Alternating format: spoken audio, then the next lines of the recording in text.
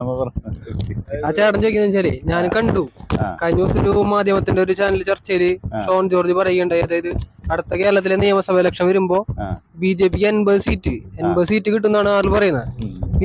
ഇത്രത്തോളം BJP കേരളത്തിൽ വളർന്നൊരു ധാരണ തോന്നാൻ അല്ലെങ്കിൽ എന്തിന്റെ അടിസ്ഥാനത്തിലായിരിക്കും ആൾ അത്തരത്തിലുള്ള പ്രസ്താവന പറഞ്ഞിട്ടുണ്ടാവുക. അതേപോലെ രാജീവ് ചന്ദ്രശേഖരും പറയുന്നത് കേരളത്തിൽ വികസനം വരണമെന്നുണ്ടെങ്കിലും കേരളം ഉന്നതിയിലേക്ക് പോകണമെന്നുണ്ടെങ്കിലും BJP വരണം തന്നെയാണ്. എന്തായിരിക്കും ഇതിന്റെ ഒരു അവരിങ്ങനെയൊക്കെ ചർച്ച ചെയ്യാനും ഈ ഇത്ര സീറ്റ് കിട്ടുമെന്ന് പറയാനൊക്കെ ഉള്ളൊരു എന്തായിരിക്കും ഇതിന്റെ അടിസ്ഥാനം?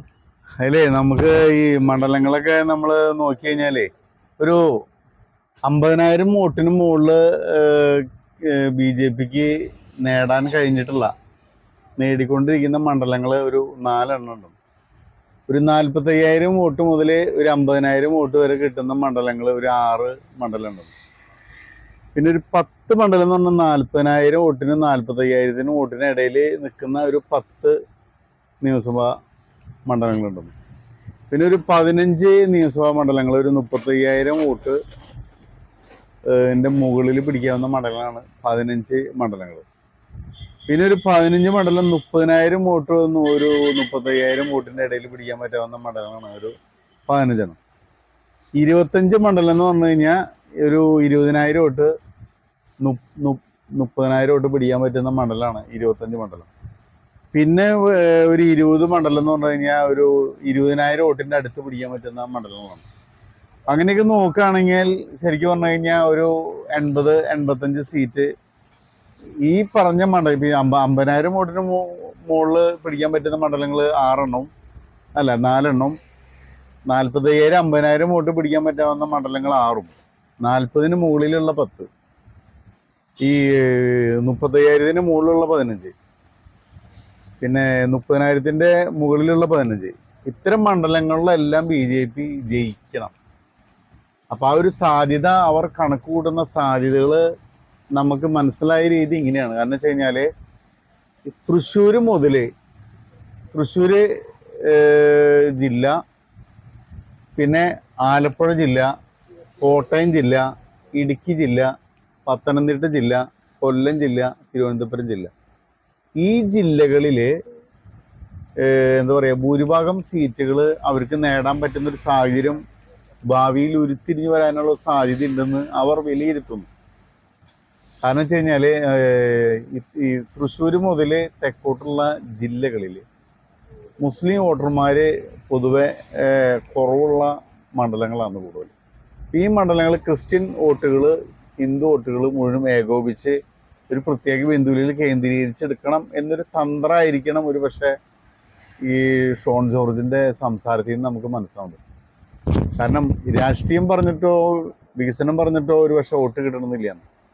പിന്നെ ഒരു പക്ഷേ മുസ്ലിം ലീഗ് ഒരു പക്ഷേ ഭാവിയിൽ LDFിലേക്ക് ചേക്കാറാനുള്ളൊരു സാധ്യത ഉണ്ടായിരിക്കാം.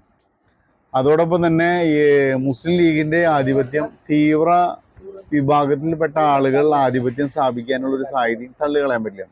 ഇത്തരം അവസരത്തിൽ ക്രിസ്ത്യൻ വോട്ടുകൾ ഹിന്ദു വോട്ടുകൾ മുന്നേ ഏകീകരിച്ച് ഒരു BJPയുടെ ഒരു സ്വപ്നം സാക്ഷാത്കരിക്കാനുള്ള ഒരു ഐഡിയ ആയിരിക്കാം ഒരു പക്ഷേ ഇവരുടെ പദ്ധതിയുടെ ഭാഗമായിട്ടുള്ളത്. അതിൻ്റെ വെളിച്ചത്തിലായിരിക്കണം ഈ 80 സീറ്റ് കിട്ടുമെന്നൊക്കെ പറഞ്ഞിട്ടുണ്ടാവാം. പക്ഷെ ഇപ്പോഴത്തെ കേരള രാഷ്ട്രീയത്തിൽ ഇപ്പോഴത്തെ അവസ്ഥയിൽ എന്താ പറയുക നമുക്ക് നോർമലി അവസ്ഥയിൽ നോക്കുകയാണെങ്കിൽ എങ്ങനെ പോയാലും നമ്മൾ നേരത്തെ പറഞ്ഞു ഒരു 4, 6, 4, 10 മണ്ഡലം ഒരു 20 മണ്ഡലമൊക്കെയാണ് ശരിക്കും ജയിക്കാൻ പറ്റുന്ന മണ്ഡലങ്ങളുള്ളൂ, പിടിച്ചു നിൽക്കാൻ പറ്റുന്ന മണ്ഡലങ്ങൾ.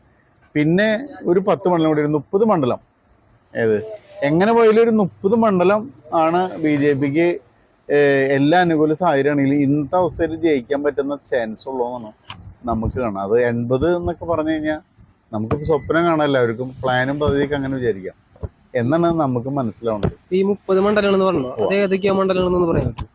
30 മണ്ഡലം എന്ന് നമുക്ക് പറയുകയാണെങ്കിൽ നമുക്ക് ശരിക്കും പറഞ്ഞാലേ ഇപ്പം നമ്മൾ ഏകദേശം ഓടിച്ചങ്ങനെ പറയും. ഇപ്പം നമ്മൾ മഞ്ചേശ്വരം, നേമം, വട്ടിയൂർക്കാവ്, കഴക്കൂട്ടം, മാറ്റിങ്ങൽ, കാസർഗോഡ്, പാലക്കാട്, തൃശ്ശൂർ, ഇരിഞ്ഞാലക്കുട, പുതുക്കാട്, നാട്ടിക, ഒല്ലൂർ, മണലൂർ, കായംകുളം, തിരുവനന്തപുരം, കാട്ടാക്കട, കാഞ്ഞിരപ്പള്ളി, പൂഞ്ഞാറ്, തിരുവല്ല, കോന്നി, അടൂര്, കുന്നത്തൂര്, മാവേലിക്കര, ആറന്മുള, പാറശാല, ചെങ്ങന്നൂര്, നെടുമങ്ങാട്, കോവളം, ചിറയൻകീഴ്, വർക്കല, ചാത്തന്നൂര്, കൊട്ടാരക്കര, കരുനാഗപ്പള്ളി, കുണ്ടറ, ഇരവിപുരം, അരുവിക്കര, അരൂര്, പാല, കടത്തുരുത്തി, നെയ്യാറ്റിങ്കര, വാമനപുരം, മലമ്പുഴ, ഇടുക്കി, കുന്നമംഗലം, നെമ്മാറ, ഷൊർണൂര്, ചേലക്കര, ഗുരുവായൂർ.